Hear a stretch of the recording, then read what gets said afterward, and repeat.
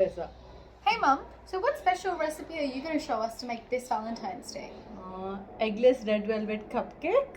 I will show you how it looks and then we'll start with the recipe. Okay, I'm going to eat this. I'm so excited. Alright, so cut to the recipe, we'll show you how to make it. The recipe does not use eggs, so it's safe for vegetarians, and it can also be made vegan by replacing the butter with oil. Before you start making the cupcakes, preheat your oven to 180 degrees so it's ready for the cupcakes to be made.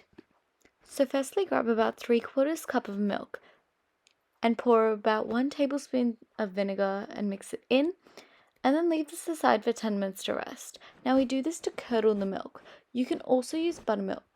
And the reason why we use either of these ingredients is to allow for the distinct red velvet flavor to be added into our mix. Next, we're going to take a mixing bowl and make our sugar butter mixture. So add about 1/2 cup of melted butter and 1/2 cup of caster sugar.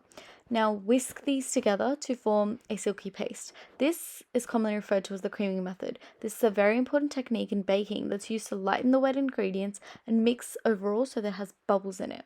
Now these bubbles are necessary to make the mixture lighter, more airy, allowing the cake to be soft and fluffy. So keep mixing until the mixture becomes light and airy.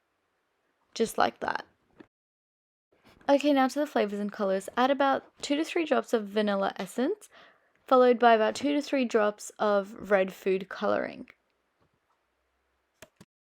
Add in about 1 tablespoon of yogurt. Make sure that this is a plain yogurt and mix it all in together. Yogurt, buttermilk, or curdled milk actually act as a great egg replacement in baking, especially when trying to avoid eggs. Make sure you use a plain yogurt, not one that's flavored, as it'll interfere with the red velvet flavor. Also, if you're vegan, just use a flax egg replacement instead of the yogurt for the same consistency to be achieved. Next, put in about half of the curdled milk that we'd set aside in the beginning of the recipe and whisk it in. Following that, add 1 tablespoon of a rich cocoa powder into the mixture. Here we've used a natural Dutch cocoa powder, one that has a strong, intense flavor that helps in creating the distinct red velvet taste. Now, add in 1 cup of self-raising flour and mix it into the cupcake mix. If you don't have self-raising flour, use 1 cup of plain flour along with a bit of baking powder to help the cake rise. We use self-raising flour this time because it saves time from sifting the flour, which needs to be sieved about 3 times with the baking powder. Using self-raising flour is also an essential for beginner bakers, as there's no added stress and confusion of getting the ratio of the flour to baking powder right. Then add in the second half of the curdled milk that we set aside in the beginning of the recipe and lightly fold this into the cupcake mixture. This overall red velvet mixture is more liquidy than normal chocolate and vanilla cakes. This is because the red velvet's distinctive qualities are best when the mixture is silky.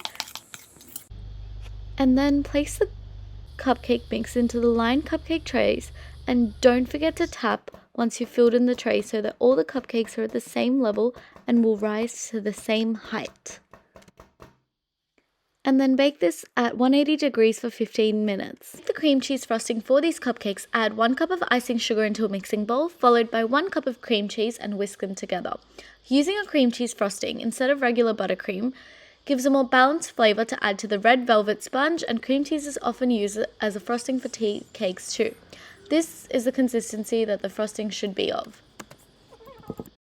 Take the cupcakes out of the oven and let them cool before you add on the frosting. Next, take a star nozzle into a piping bag and place the frosting mixture into the bag. Ensure that the frosting is at a cool temperature so that the star shape can be seen whilst piping. And lastly, pipe the cream cheese mixture onto the red velvet cupcakes. A beautiful treat that'll surely impress your Valentine this year. Top it off with some dried rose petals for a pretty decoration. Thanks for watching. Please like and share this video and send it to your friends for a perfect Valentine's Day treat for them as well.